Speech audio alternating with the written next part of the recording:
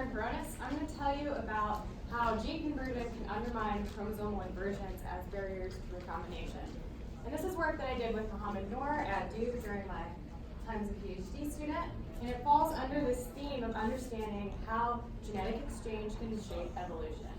There's this observation that we've been talking about today that motivates a lot of questions in evolutionary biology, that many species continue to hybridize with what are considered to be distinct species. And this hybridization provides at least the opportunity for gene flow to occur. Gene flow shapes processes like divergence, adaptation, speciation. So to understand these processes, we really have to understand the factors that underlie this genetic exchange. So in this context, I think a really useful way to think of a species is just as a cluster of alleles in linkage disequilibrium. On the left here, if you have either the red or the black allele, and that allele has no bearing on which allele you find here, then you have no LD, no linkage disequilibrium, and this is the scenario that lots of hybridization and recombination promotes.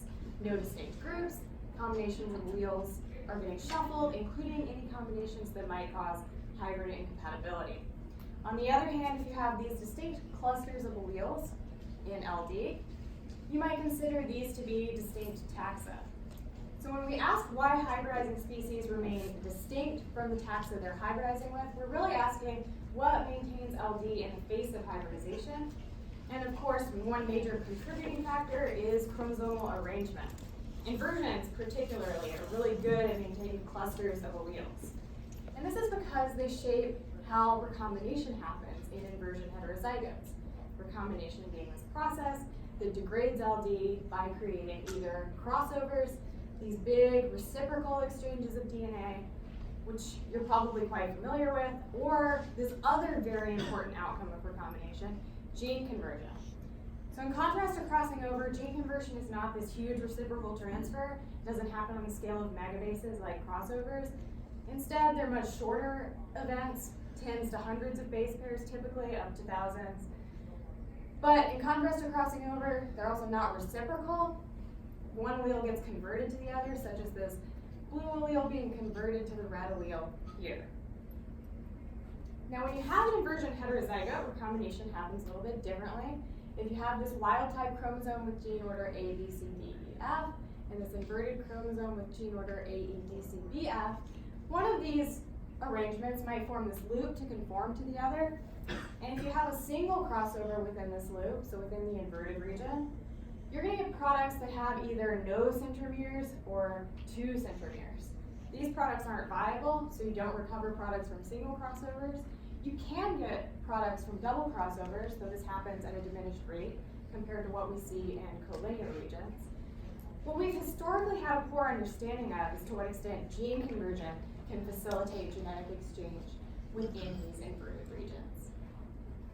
We have LD-based estimates from population genetic data telling us that gene conversion happens within inverted regions. We have evolutionary theory telling us that even a pretty modest level of genetic exchange can be significant in terms of affecting genetic differentiation over time. And we have limited empirical evidence of gene conversion in inversion heterozygotes. Arthur Chopnik addressed this in the 70s in the rosy locus in Drosophila, supporting the idea that gene conversion happens within inversions. And then we recently saw a pretty elegant study from Nicole Crown et al. Looking at how inversion heterozygosity shapes the recombination landscape in melanogaster, again supporting the idea that gene conversion can facilitate genetic exchange in these regions. But this is within species data, and we know that recombination is less frequent in regions of greater divergence, like between different species or between inversions. So we have limited empirical evidence of gene conversion overall in inversion heterozygotes and no evidence in interspecies hybrids prior to the study that I was going to describe to you. So I really wanted to address what happens in interspecies hybrids because this is important for understanding inversions in the context of hybridization and speciation. So this is the gap that I've tried to address. How effective are inversions at maintaining LD? I've specifically tried to tackle this by asking how much genetic exchange can occur in inverted regions via gene conversion. I did this using the model system, Drosophila pseudoobscura and Persimmons. These are phenotypically identical sister taxa. They diverged somewhere in the past 1 million years. And they have overlapping geographic ranges, so there's at least the opportunity for genetic exchange. And these have been a long-standing model for the study of speciation. The genetic basis of reproductive isolation in these species maps entirely to inverted regions. These species exhibit greater nucleotide divergence in and around the inversions that distinguish them. These lines of evidence all contribute to the idea that inversions maintain species, or at least contribute to maintaining the species barriers between these taxa.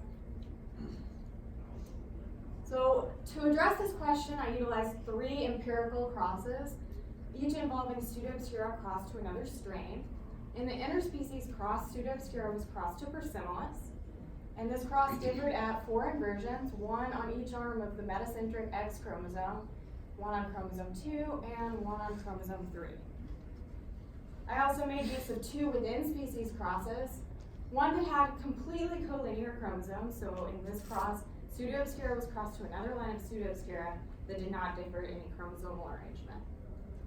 I also made use of some of the inversion polymorphisms that segregate within the 3rd chromosome of Pseudoobscura. So I had a within-species cross that differed at a 3rd chromosome arrangement. Each of these crosses followed this scheme, where we started with these very highly inbred homozygous lines, crossed to yield an F1 that was heterozygous at every SNP that differed between these 2 strains. And this heterozygous F1 was back crossed to the same strain used up here, and we whole genome sequenced a grandparent, the parents, and 10 offspring from each of the 3 crosses. And by scanning the genomes of these offspring, I was able to identify where gene conversion occurred.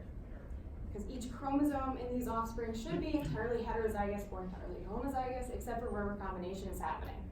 Gene conversion can look like this, where we see a little bit of heterozygosity on an otherwise homozygous background. So by scanning these genomes for gene conversion events, I found that yes, inversions are certainly permeable to gene conversion. I just want to show you the X chromosome from the interspecies cross here. So this cross differed at a 7 megabase inversion on the left arm of the X and a 12 megabase inversion on the right arm of the X. And these blue dots represent gene conversion events that I identified within this cross on this chromosome. So you see gene conversion happened within the inversion, and really strikingly it happened even close to a breakpoint. The closest gene conversion that I identified to a breakpoint was only about 37 kb away. This is in stark contrast to what we see with crossing over. Crossing over dramatically shies away from inversion breakpoints. So yeah, gene conversion happens within inversions. It happens even near breakpoints, and it happens at a pretty significant rate. By looking at the rate of converted SNPs, so the number of converted SNPs out of the total where I would have had power to detect gene conversion, I get a per nucleotide gene conversion rate of about 1 times 10 to the negative 5. And you'll notice, if anything, this is a bit higher in inverted regions than in collinear regions, though all of these rates tend to be about on the same order of magnitude. I also used the distribution of SNPs to apply a complementary method. I used a maximum likelihood approach to jointly estimate the rate of gene conversion and the track length. This gave me a really similar rate, about 1 to 2 times 10 to the negative 5, and I got a track length of about 2 to 400 base pairs. This is similar to what we see in other studies and even in other systems, though I want to note that a previous LD-based study within Pseudoobscura got a substantially higher rate. I think this is really interesting because it could be a methodological difference, or it could be due to natural selection. The rates of gene conversion within a single generation might not be reflected in how introgress sequences are maintained over time, if, for instance, the inversion is binding up locally adapted alleles. So I mentioned that recombination is less frequent in regions of greater divergence, so I was curious about the local divergence in the regions surrounding my gene conversion events. In just the 1 kb regions around converted SNPs, green here, I plotted local sequence divergence and then compared that to the unconverted SNPs. And I saw that across my 3 crosses, there was significantly lower local divergence in the regions surrounding gene conversion. So based on this by itself, you might think the gene conversion rates would be lower in inverted regions because the inverted regions have greater divergence, but that's not what we saw. We saw that if anything, gene conversion rates were higher in inverted regions, or at least as high. So I think that local sequence divergence might negatively affect gene conversion rates, but you certainly can't use local divergence by itself to predict the landscape of gene conversion. And obviously there are a lot of covariates at play here that I don't have time to talk about today, but some of them are really interesting. I do want to point out one really interesting characteristic of the gene conversion events that I found, and that's that at several loci, I saw the signature of gene conversion in more than one offspring at exactly the same locus. So for instance, these 3 offspring here all inherited both possible alleles at this focal SNP, but not at the surrounding loci. And that is the signature of gene conversion that I described earlier, confirmed a subset with Sanger sequencing. And I just want to point out that when we think about LD-based estimates of gene conversion, we typically assume those are from meiotic events, but I think that mitotic events might be influencing future generations more often than we assume. So just to summarize, this work has been towards building a more complete understanding of recombination in inversions. I've shown you that inversions are not the impermeable barriers to recombination that we typically think of them as being, or often think of them as being. Gene conversion can occur throughout inversions. It can even happen in species hybrids, and it can even happen near breakpoints. And this happens at a non-trivial rate. I also pointed out that mitotic gene conversion might affect later generations more often than we assume. And I didn't have time to talk about all the characteristics of gene conversion, but there are some other interesting things here. Like, I did not find any evidence for GC bias gene conversion, which is in contrast to what we see in a lot of other systems like humans or yeast. So I hope that this empirical evidence will help us clarify our thinking about how the evolutionary effects of gene conversion differ from crossing over and how inversions play into barriers to recombination. So this is the first direct observation of gene conversion within the inverted region of the single generation interspecies cross. So it can really help us come back to thinking about this idea of inversions as barriers to gene flow. Hopefully this empirical data will help us as we develop theory, thinking about gene flux within inversions, and weigh the relative effects of gene conversion versus crossing over and how genetic differentiation is eroded. And I want to just make a quick shout out to the whole NOR lab. We're fantastic to work with during my grad school and my funding sources, and I would love to take any questions either now or later.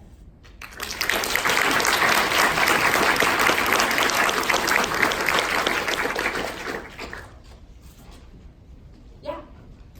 Should we mechanistically expect gene conversion events and crossover events negatively covary spatially across? Like with crossover interference, Yeah. Does that happen with gene conversion? Well, because you can resolve a holiday junction by gene conversion or crossing over. Yeah. And when you can't resolve it by crossing over, maybe it resolves with gene conversion. I'm not a mechanisms expert, but I think it depends on the precise repair pathway, and it can go either way. Sometimes it does affect the a nearby event, the likelihood of a nearby event, but if it's repaired via a different, I think the mu s, Yeah. if that's involved, Or some of the things that cross over will just wind up dying, so you only see gene conversion events for some locations. I had another idea that might be relevant to this, but I might tell you about it later because I think it's a little longer than I can explain. Let me